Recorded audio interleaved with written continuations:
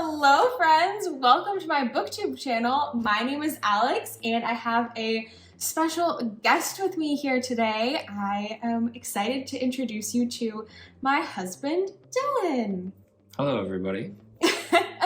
I am really excited for today's video because we have both read a book that is very, very popular in the online bookish community right now, and we are here to talk all about it. I'm very excited to share my opinion, but also Dylan's opinion. We are going to be talking today about Fourth Wing by Rebecca Yarros.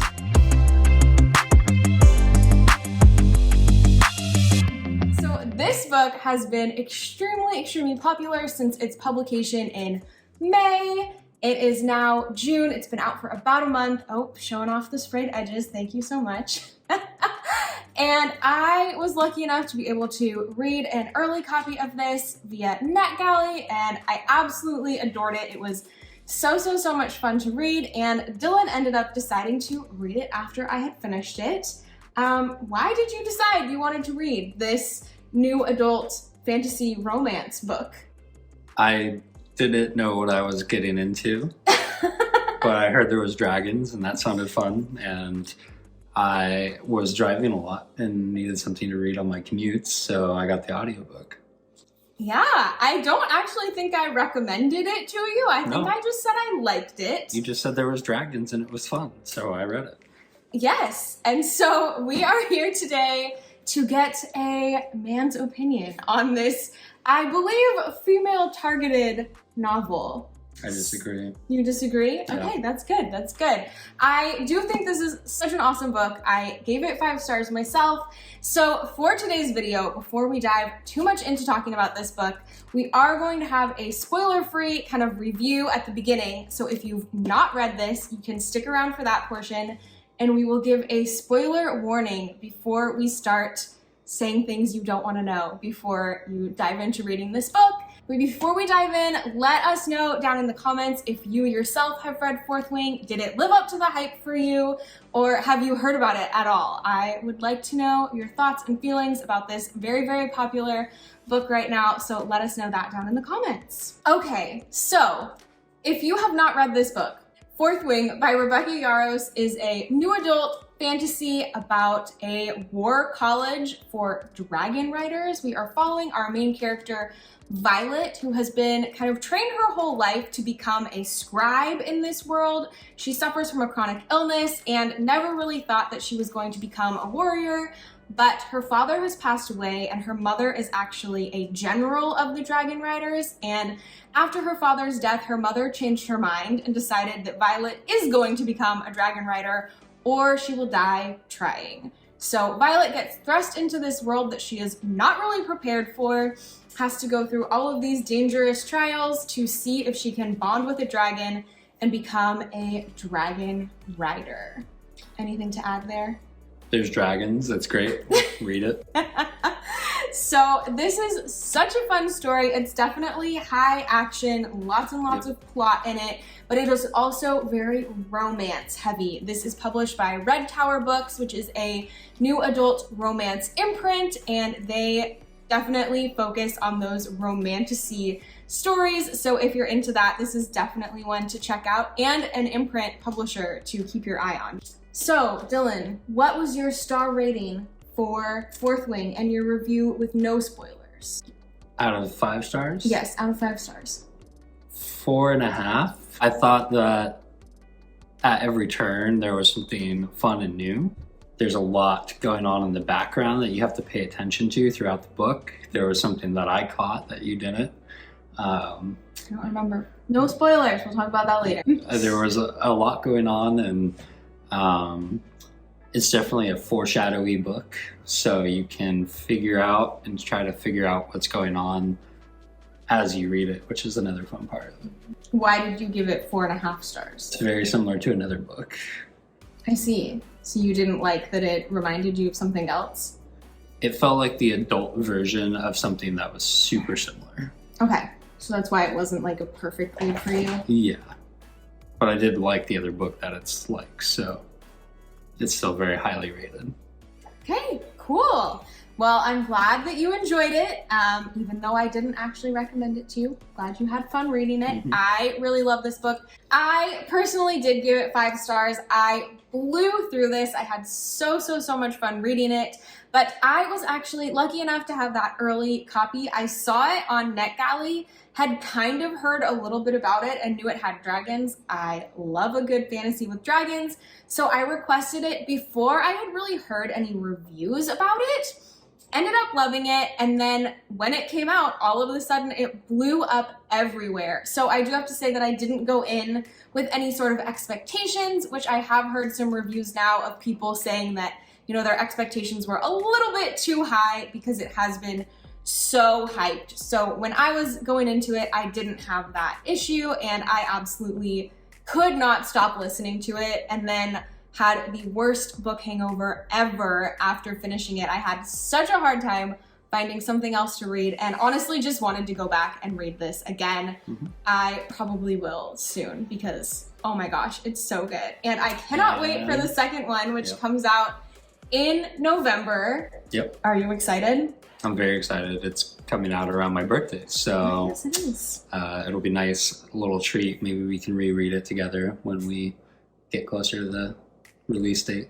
And the second one, do you remember what it's called? Blazing a Trail of Dragonfire. One of those was not a word. I said blazing. A trail. What's a trail? Do you know what a trail? Oh, I thought you were trying to say betrayal. No. A trail, B trail, C trail. Okay, well, no, it's called Iron Flame. That's exactly what I said. But there is some other news that I want to get your reaction to. You've not heard this. Okay. How many books do you think are in this series? Oh, I was thinking it would be a duology, but I hope it is a duology. No, answer. What's your hope? I hope it's 4 or 5. You know what the correct answer is? It's been, Rebecca Yarros has revealed how many books are planned for this series. Okay. What's your final guess? 5. You are correct. It is 5 books that we are going to get in this world, which, fair warning, if you have not read this, it does end on a major cliffhanger. And a very, very good cliffhanger. A major cliffhanger. So I'm very nervous that we are going to get 4 of those major cliffhangers. She did do a great job at the cliffhanger. And that we are going to have to live with this for the next 3, 4, 5 years, however long. I mean, she is blessing us with the next book very quickly. 6 months apart is pretty quick. I think the reaction to how well this did probably inspired her to go for the 5 instead of a trilogy. Yeah, but holy cow, I hope we don't have to wait 5 years to find out how this series is going to end, because wow. Okay, if you were going to give a last kind of encouragement for somebody to pick this up before we move on to spoilers, what would you say to convince somebody to read this book? I would just say that it's fun and full of magic, and that it's powers that you want to have yourself, but get to at least experience through reading the book. And there's just a lot of fun, spoiler-free trials in the book that are fun to go through with the characters. How did you feel about the romance? Not my favorite. I'm not the most romance-heavy reader. I've read only books about elves and dwarves, so I like the fantasy aspect. Romance was a little much for me, more so that it was not just contained to certain scenes, but that a lot of the main character's thoughts are also very heavily romantically inspired, I guess. Neither of us are big spice fans, so I will admit that both of us skipped the 2 actually spicy scenes that are in this book. If you're wondering, there are 2 fairly long spicy scenes in this book. So if that helps you decide whether or not this is your type of book, I will let you know that. We both did skip them and still really enjoyed the story, but if you were here to hear us tell you about the spicy scenes, that will not be happening in this video. I apologize. No. But I skipped 20 minutes and it was still going on. And I was kind of impressed. Okay. Anyways, that is it for our spoiler-free section. So if you have not read Fourth Wing, go pick it up. You do not want to hear these spoilers. Definitely, I recommend going into this book knowing as little as possible. Yep. You will have so much fun. There is so much to discover in this world with this plot. Lots of political intrigue, lots of romance, lots of characters that I absolutely adore. So head out now if you've not read it. Go pick it up, read Fourth Wing. It's wonderful. Now, if you have read Fourth Wing, we are going to dive into some spoiler thoughts and review of this amazing book. Let's start with just some of the main tropes that are in this book, which my husband, because I'm such a reader, you've learned what tropes are, correct? Yes, I am very proud of myself. I play Wordle almost every day, and one of them was trope, and I got it right, and nobody else knew what that word meant. Thank you for, I got it in 2. So, tropes in this book. We have enemies to lovers. It's kind of touted as that. I don't know that I would consider them like true enemies. It's more like rivals because they're on the same side, kind of.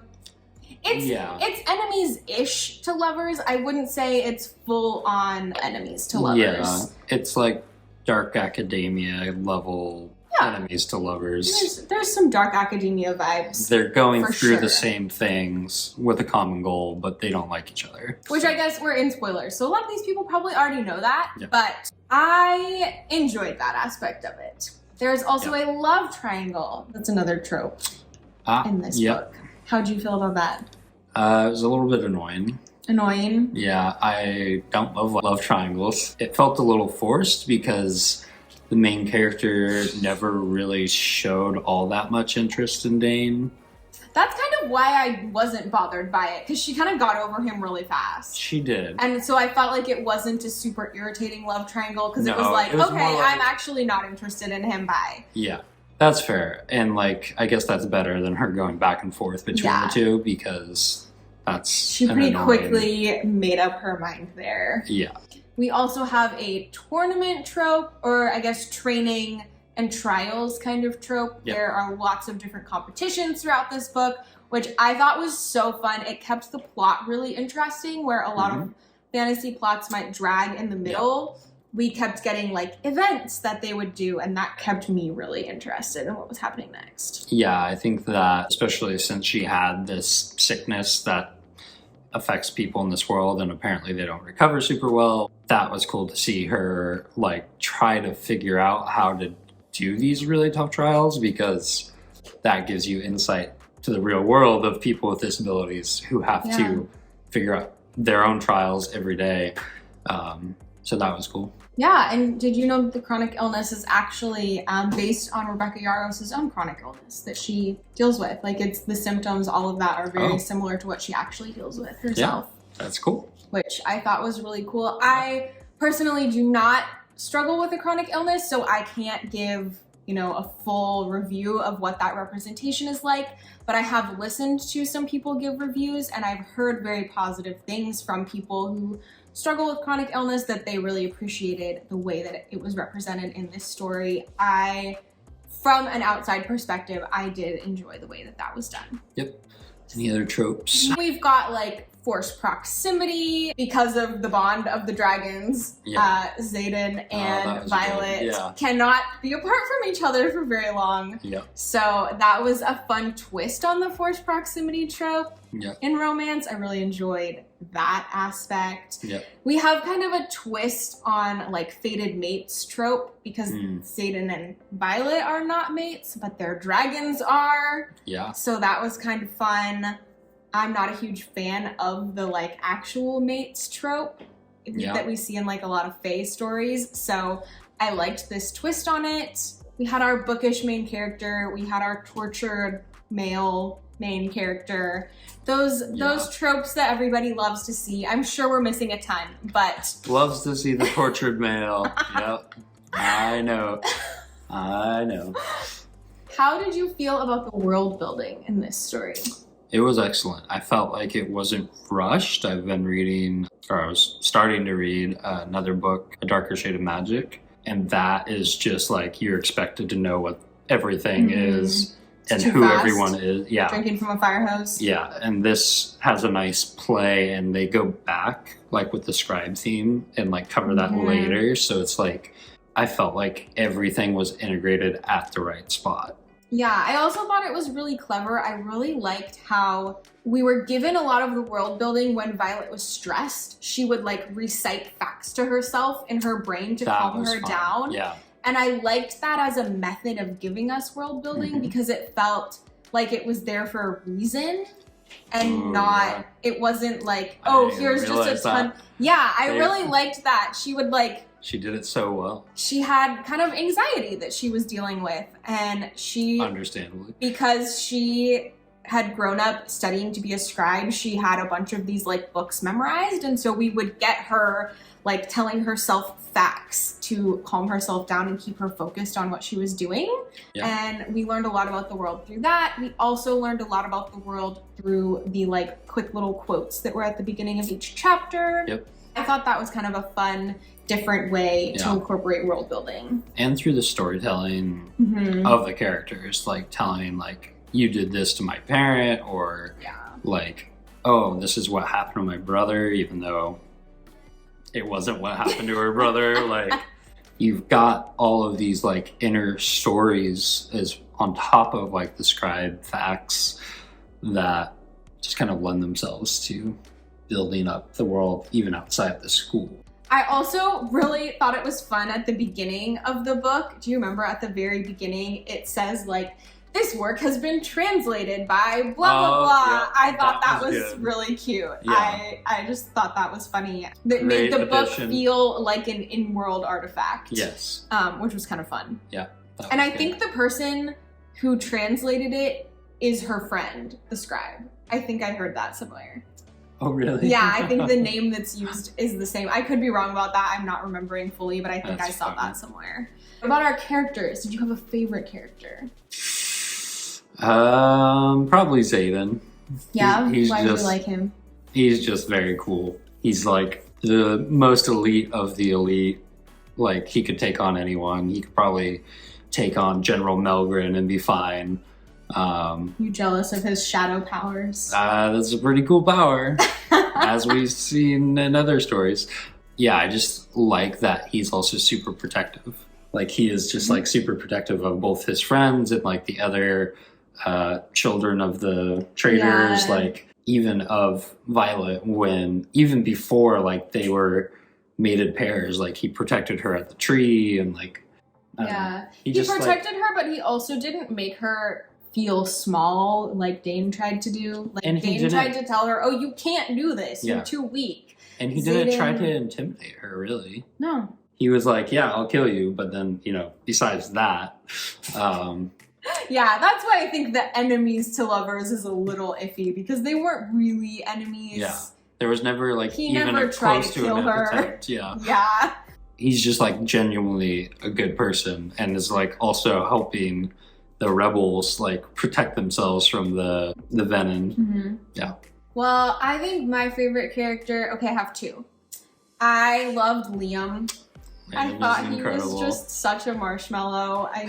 He's just such a good friend. And I really appreciated seeing their just like friend dynamic between him and Xaden, but also we saw mostly him and Violet. And I just thought he was such a nice, genuine guy. I just really appreciated that they could have that platonic friendship and that there was never any question of like what his motives were. He just like cared for her. Yep. And, you know, even though he was told to protect her by Xaden, you always knew he was doing it because he also cared. Yeah.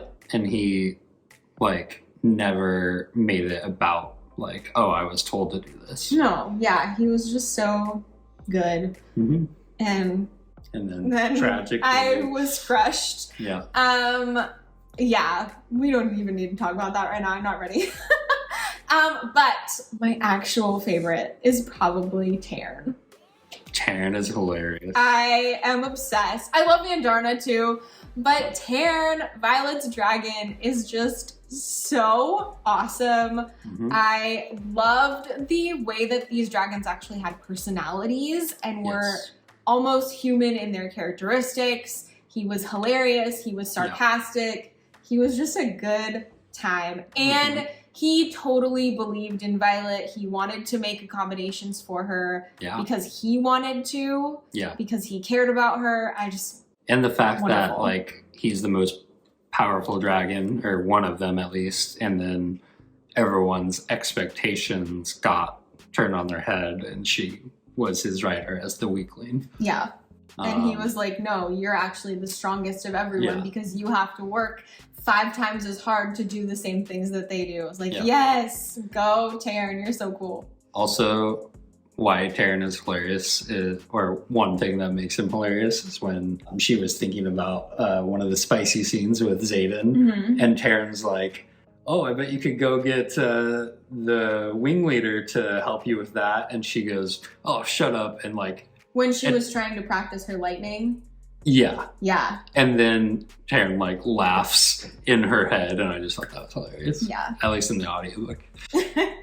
Yeah, I really enjoyed their dynamic and their relationship. I thought that was really fun. I also recommend the audiobook because the narrator does really good voices. I loved her. I thought she did an awesome job. She is the same narrator who does Stephanie Garber's books, if you've listened to any of Caraval or Once Upon a Broken Heart. And I was a little bit cautious, wondering how she was going to read this, because in those books, she reads them very youthfully. You know, those are like young adult, like very true young adult. And she kind of sounds younger in those. And I was like, I don't know if she's gonna be good at reading a new adult kind of like spicy fantasy. She did an amazing job. I'm a huge fan of her as an audiobook narrator. It's wonderful. How did you feel about the plot and pacing of the story? Did you feel bored at points? I think for me, the slowest part was like the actual trial right before they get to go or walk in front of the dragons. The gauntlet, I think the gauntlet, yeah. Just going through all, like, we see it all in training. There really wasn't a slow part. I think that the way that she actually got through the gauntlet made it plenty interesting to, like, keep my interest as I read through that part. So, yeah, I don't think that at any point, like, you start very strong in the action from the beginning. People die very often in this book. I thought the last, I don't know, third of the book was just like pure action with them finding out that venom are real, and like all of that made it really fun. Yeah, I thought this book was really, really well paced. If you are a plot-driven reader, you will definitely be satisfied by this one. I do think there's some good character development, but I would say this probably leans more plot-driven than character-driven. Would you agree? I would say they're equal. Yeah? Yeah, I think that there's so much to the characters behind what you're reading that you can kind of pick up and infer from their conversations. So, I don't know. Good on both fronts. Okay, do you want to talk about the books that it reminded you of now that we're in the spoiler section? It is Aragon, but adult version. Like, dragons that give their riders powers. Okay, that's Aragon. And then if the dragon dies, you die. That's Aragon. There was one more thing, like main thing about the dragons where it's like, oh, that's Aragon. We also talked about Hunger Games with the District 13 surprise. It's very similar, the ending of this book, where you find out there is a city that you thought was destroyed but is really not. We also have a very similar love triangle to Hunger Games, I feel. Dane is very Gale-like. You've not read the A Court of Thorns and Roses series, but I definitely saw parallels with ACOTAR. I feel like Xaden and Rhys are very, very similar characters. And then as far as that hidden city, I felt like that also reminded me a lot of the Night Court. So again, Rhys vibes there. And I also connected it to Throne of Glass with Elide. I feel like is a very similar character to our main character Violet, which I would call a big plus point for this book because I love Elide. And then of course we have, you know, the dragons and their riders, which is very similar to the witches and wyverns in Throne of Glass. Yeah. So it's definitely not the most original thing you've ever read, but for whatever reason, it just works anyways. It feels It's a combination. new enough. It's a combination in a way that it's like old world, which is fun because we love like King Arthur stuff. But very modern language, which I've seen a lot of people complain about. It's definitely not the most lovely prose you've ever read. It's not lyrical. It's not beautiful writing. No, and there's a lot of cussing in it. Like, yeah, it's definitely modern language. So if that bothers you in a fantasy, fair warning. doesn't bother me. Any theories you have for book 2? Oh man. Okay, so I kind of picked up on this at the beginning of the book when they're in like the history class, like the history of the dragons, and like the professor that can project.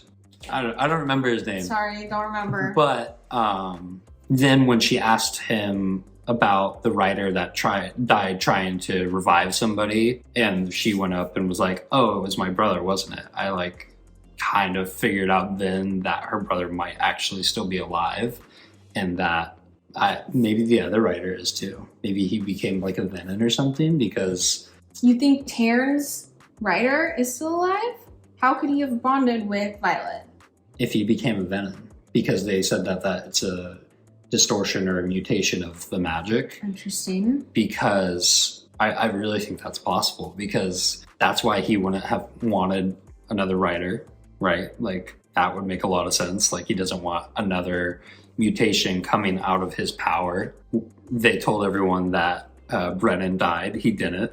So like there's the power to revive people in this world. So why not the other writer? And like I think he might be the sage in that final battle. And maybe that's also partially why Venom are so hard to kill. They have like this super healer that has super distorted magic now. So well, the healer was Brennan. Oh, that's right. Well, so, yeah, Brennan's the one with the healing powers. So my thought is that Taryn's writer is now Venom, and we're going to meet them pretty early on in book 2, because we already know that Taryn hides stuff from her because he knew about the secret city and that Venom are real, and that her brother was alive. And, yeah. Talk about holding out on her. Like, yeah, I think my theory for book 2 is just, I don't have a ton of like plot theories, but I do think we're gonna have a blow up between Violet and Taryn when she figures out how much he knew. I think that's going to be a big relational issue throughout the next book with Violet and Taryn and Violet and Xaden. Probably trust issues. I think it's gonna turn into like a war between them, the Secret City, and the Venom, and also the Secret City and her mom and like General Melgren. Yeah.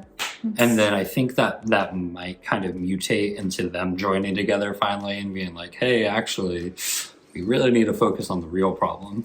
I'm excited. Well, let's do a quick run through of some of the main plot points throughout the book and just get kind of more granular with thoughts about specific parts that happen. So we get thrown in to the action. At the beginning, it is conscription day. Violet is getting ready to cross the parapet, and her sister comes and gives her new boots, dragon scale armor, and tells her to throw out all her books. And tells her to stay away from certain people. Yes, tells her, find Dane, stay away from Xaden. We just get thrown right in. So when we're going up to the parapet, Violet meets a character named Dylan.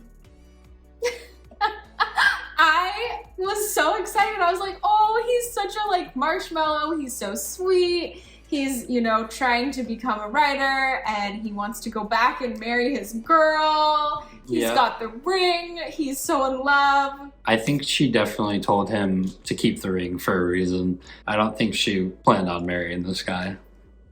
Rude. And how did you feel when Dylan went thrown splat? By Jack Barlow? I think he just slipped crossing the parapet. Anyways, He did. how did you feel when Dylan died? Crushed. I was like, I almost threw the book away.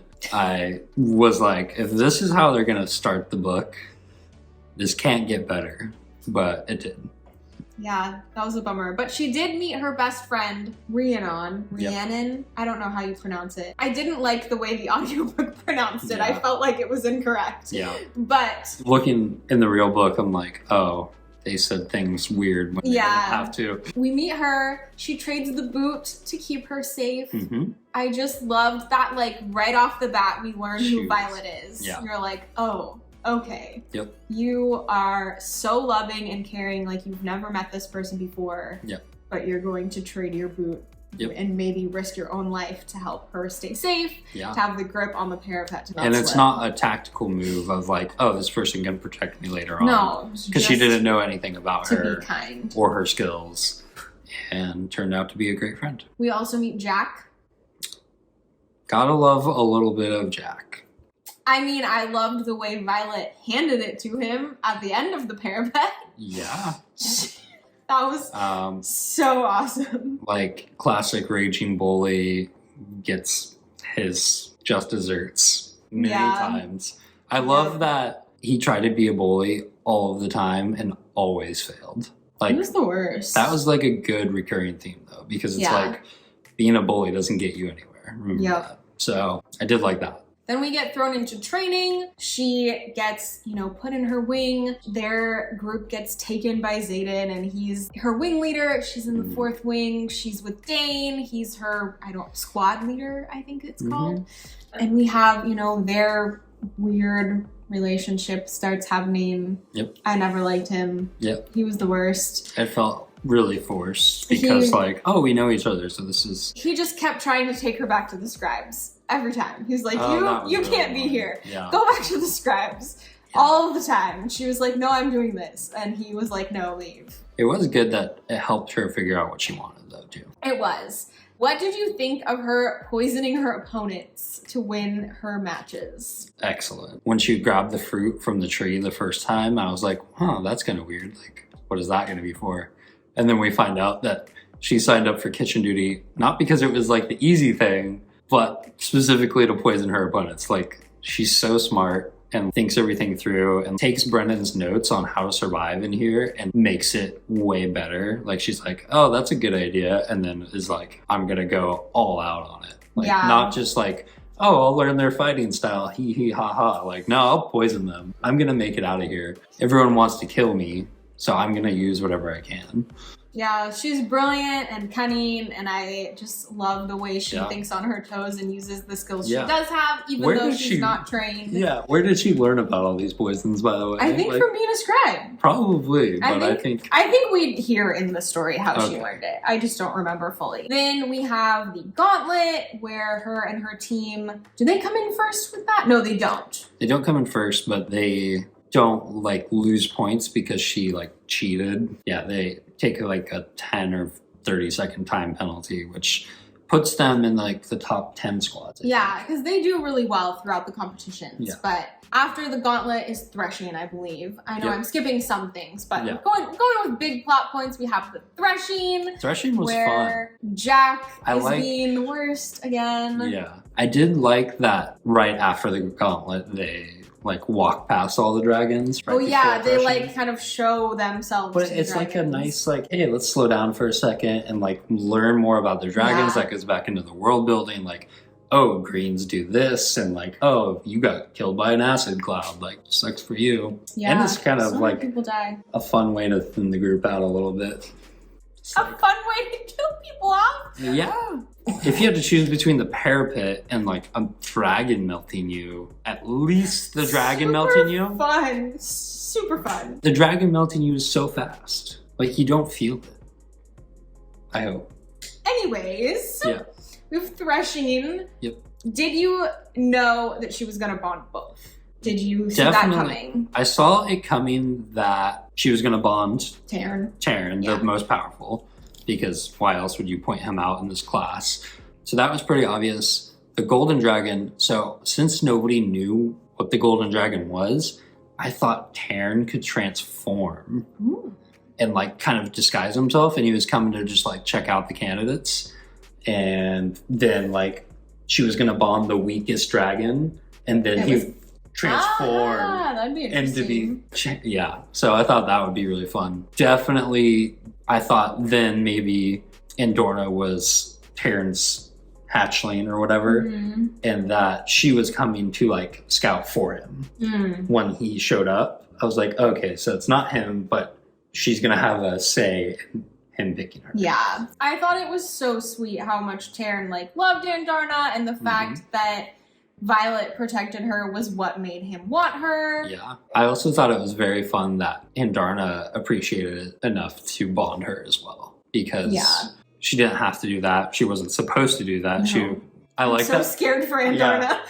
I love that Taryn was like, nobody tells Andorna what to do, because it just fits with Violet's personality as well. Like, I'm just going to do what I want and kick butt doing it. So. Yeah. And Xaden being there, even though he wasn't supposed to help, he still like called for help. I appreciated kind of what we saw of him through the threshing, and yeah, absolutely loved that she not only had the most powerful dragon, but had 2 dragons. Yeah. Very fun. Very cool. Yep. We have, I'm not sure if I'm getting things a little bit out of order here, but we have the attack in her bedroom. Yep.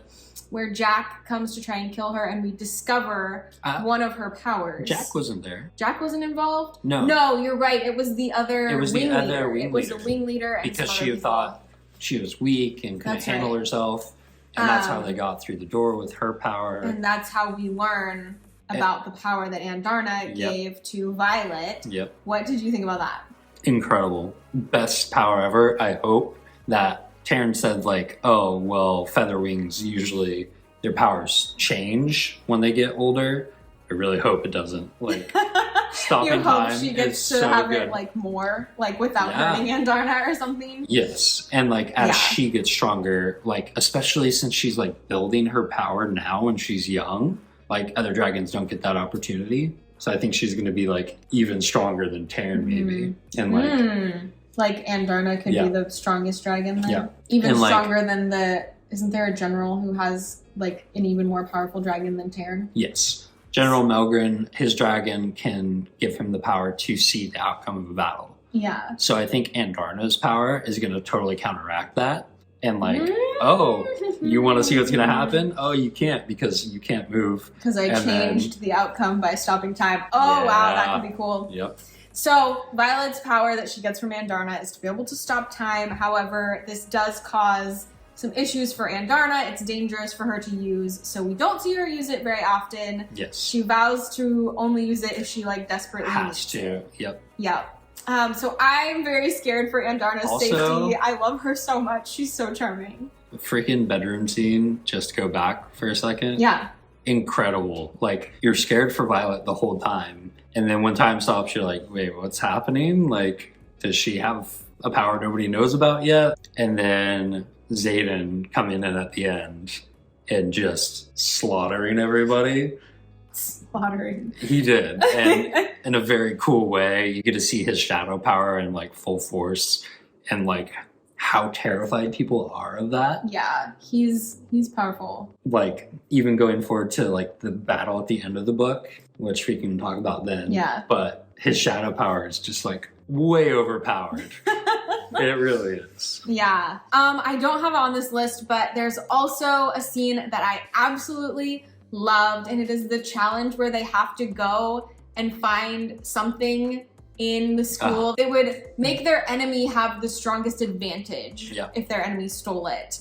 And Violet is like, we're gonna break into my mom's office. They steal the map off the wall. Oh my gosh. It does feel like an unfair advantage to the other squads because she knows her schedule and where she keeps things and all that stuff. I don't freaking care. It was so good. It was so good. And like the fact that everyone was so well coordinated with it and like she planned all of it, that part was really good to me too, because the squad then gets to see like, hey, Taryn didn't mess up. Like, she's smart. she's really smart and we can trust her. And I just love that moment where they're presenting and they're like, well, how do you know it's like a real map? And she's like, because I got it from General Sorrengail's office. Yes, you go. Yeah. And Xaden's just like, oh yeah, good job. Yep. This was great. Doesn't he clap or something? I think he just gives her a look and she's like, Yeah.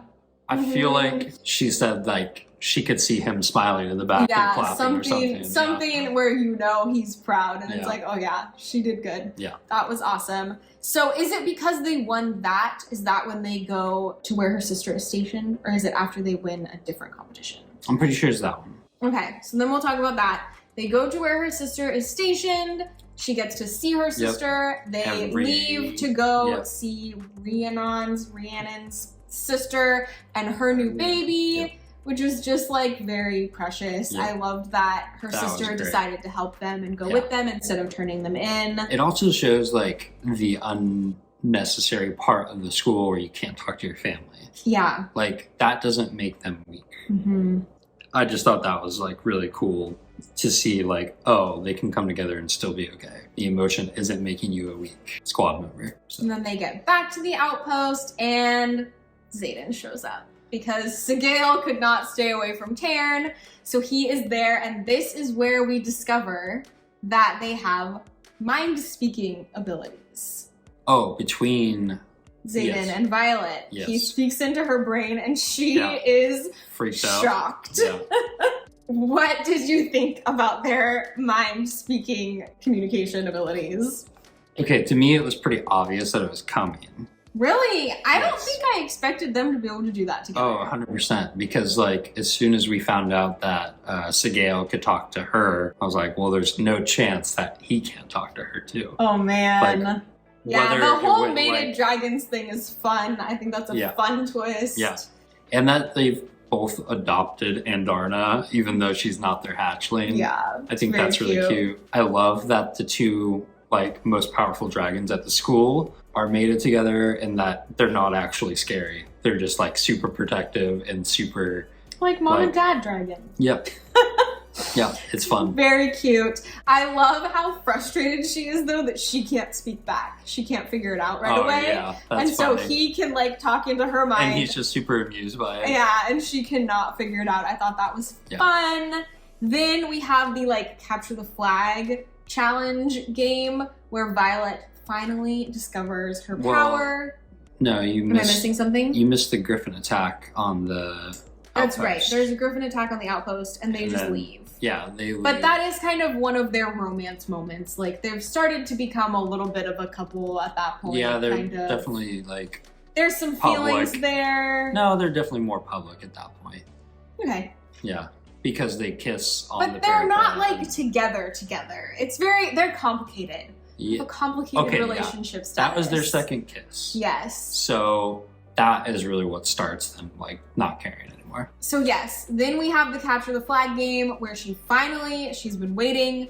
Where are my powers? Why does everyone else have powers? Am I going to die because my powers are not manifesting? Yeah. She finally gets her signet power and it is lightning.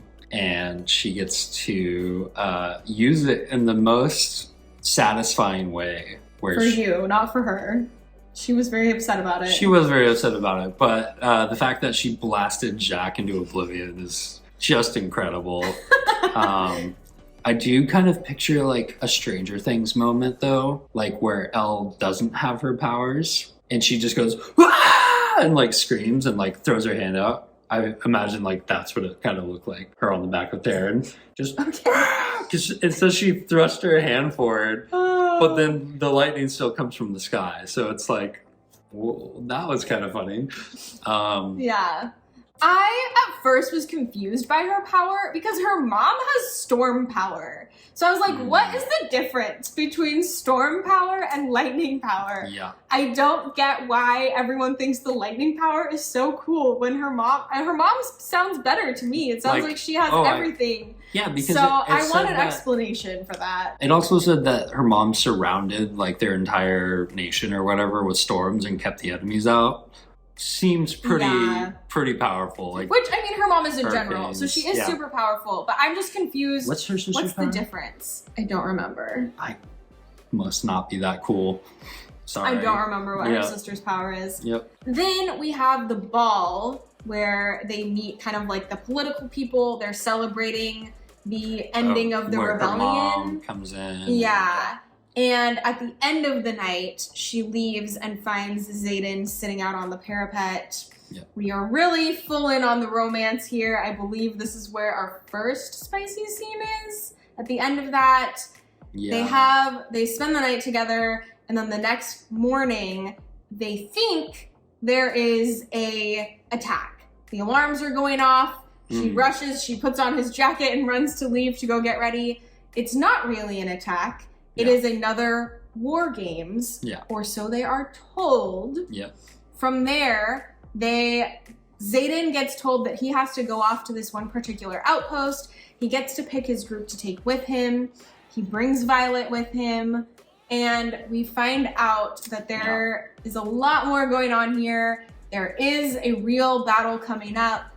And they discover some Griffin riders at this point. I think this happened because her mom thought that Xaden was like being a traitor or something, right? I believe that Dane has snitched at this point. We find that out later. But Dane had touched Violet's face and taken her memories at some point. He was dating the girl that tried to kill Violet, and so he was mad and tried to figure out how Violet knew it was her. They're trying to find out Xaden's loyalties with this challenge for him. And we run into some Griffin riders. Griffins are the ones who live outside of their world, kind of. So she's freaking out.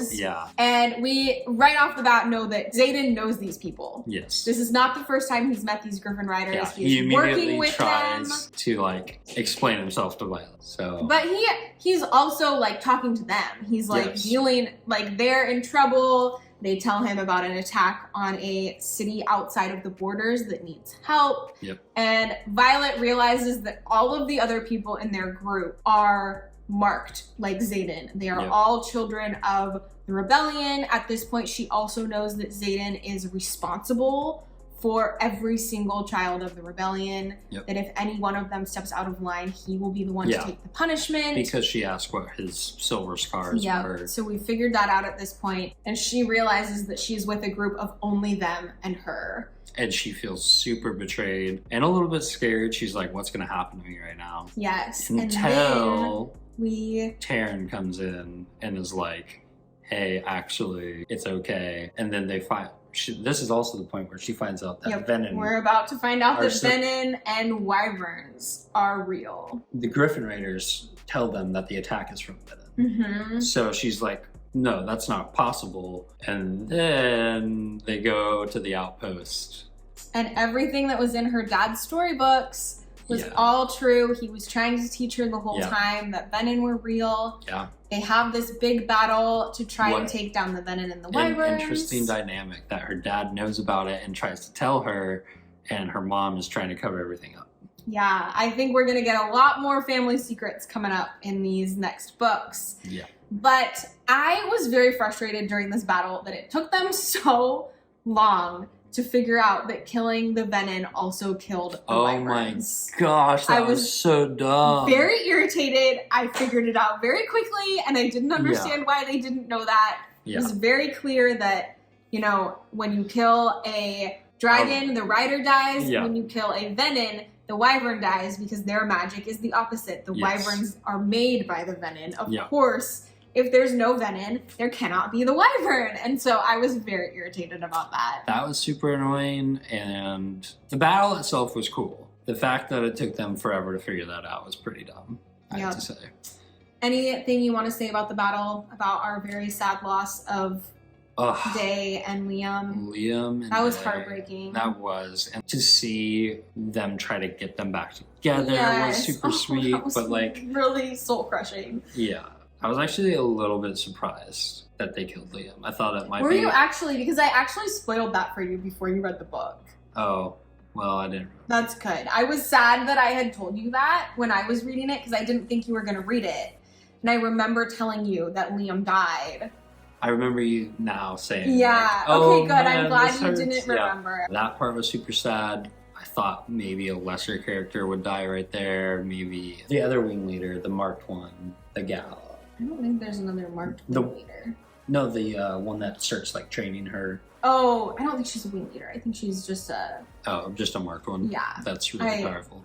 I like her. I don't remember her name. I thought she might be the one that would die because that would like, be sad too, but it not would as be- sad as Liam. Liam's, it makes love sense because him. like they killed Dylan at the beginning, like the nicest guy, obviously. Yeah. And nice guys die, apparently.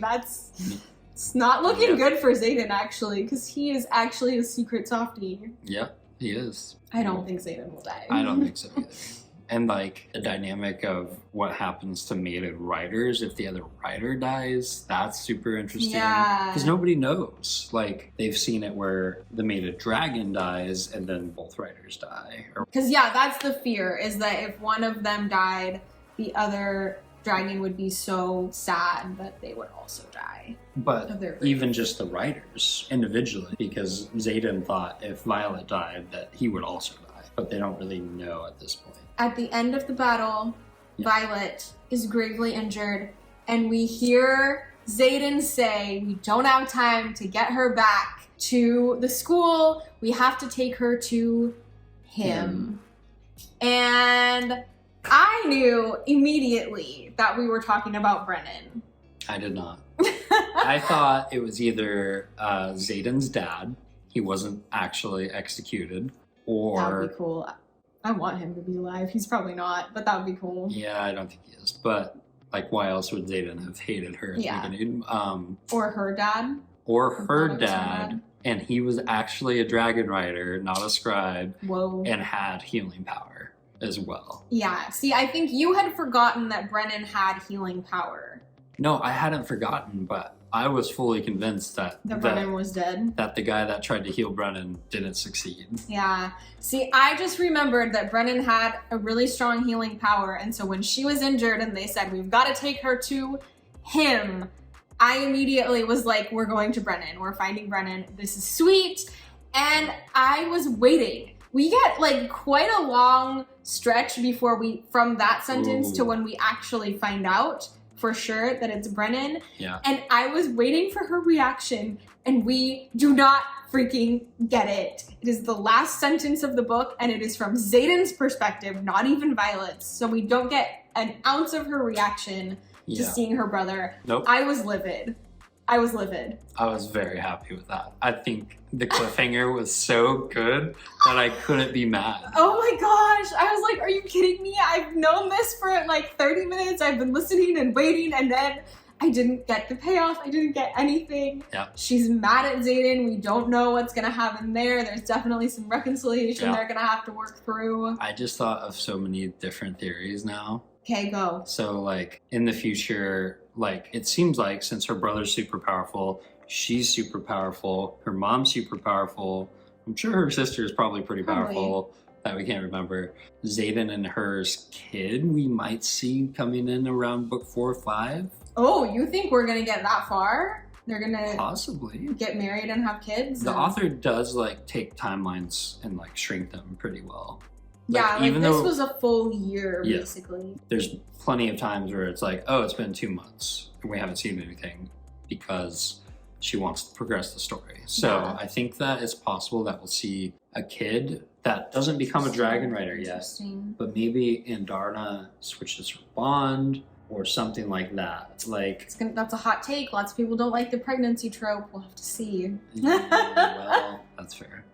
We'll see. I think that could be fun though. Like we have 5 books and they're already together. So we need to see their relationship progress in some way, whether that's having children or just getting married, I think there needs to be some relationship progression if we're gonna have 5 books. Yeah, just this weird dating, I'm angry at you relationship. Yeah. Especially if they're each gonna be a year. I wanna see some real, like them working through some real things together, which obviously we're gonna get in the next book. They've got a lot of issues they're going to have to work through. Obviously they're going to make it, they're going to be fine. They are definitely endgame for this series. I have no doubt. Yeah, I don't see Dane coming back into the mix at all. Absolutely. Especially not. after he betrayed her. Do you think they will ever go back to the school? Or do you think they're gone, they're in this secret city now? I think they're gonna do like raids on the school. But you don't think she's gonna like try to go back to school? She might, only because she was not really included in the targeted party going to the outpost, right? Like she was there and they were like, if she goes, but they didn't say she couldn't come back. Yeah. They just said, Xaden, you either come back and like fight with the army or you try to go save this town. My other thought is that when a dragon dies, the writer dies. I'm a little bit scared that Taryn might die instead of Andarna. Really? You think? And that the bond... That her bond with Andarna will save her. No, Taryn. But then... Why did they kill they already killed my other favorite character. Don't say that. But here's the thing. Andarna's growing up. And they said it only takes like a year or whatever. Yeah, that she'll become like a full-grown adult dragon. Yeah. Do you think she'll still be golden? Or do you think her color will change? I hope she's still golden. That's pretty cool. Yeah. I hope so too. Yeah. She's cool. Yeah. Oh, don't say that! Sorry. I don't want Taryn to die! I don't either. Will rage! I will sob if he dies. A book 3 plot twist. They're not going to save it to the end. I hope. That would be just kind of annoying if they did. I rebuke this. No. Taryn will not die. That is not... I would rather Xaden die than Taryn. I love Taryn. Agree. I love Taryn. I agree with you. I just think the author's brutal enough to do it. She is. She's wonderful. You guys, that is the book. We end on that major cliffhanger. Brennan is alive. Yep. They are in this secret city that Xaden has been protecting and building back up the rebellion. That's super Venom exciting. are real. Yeah. Griffins are not evil. So many secrets revealed at the end of this book. We have been talking for a very long time now. Our dog is getting very restless. Clarky, do you want to come say hi? There's Clark. I think that this is a good place to wrap up this video. Keep talking about it. You want to keep talking about it? Well, the good thing is that we live together. We are married. And then we can continue talking about it if you would like. Yeah. But you guys, if you have enjoyed having Dylan here for this video and would like to see more of him on my channel, if you would like us to read more books together and talk about them, let us know in the comments if you have a suggestion of a book that you would love to hear his opinion on. Let me know if you think my theories might be correct or crazy. Someone wants to know your theories. I want to be satisfied. Make sure you put spoiler warnings if you're going to put theories in the comments. Yeah. But yes, please feel free to comment those with your spoiler warnings.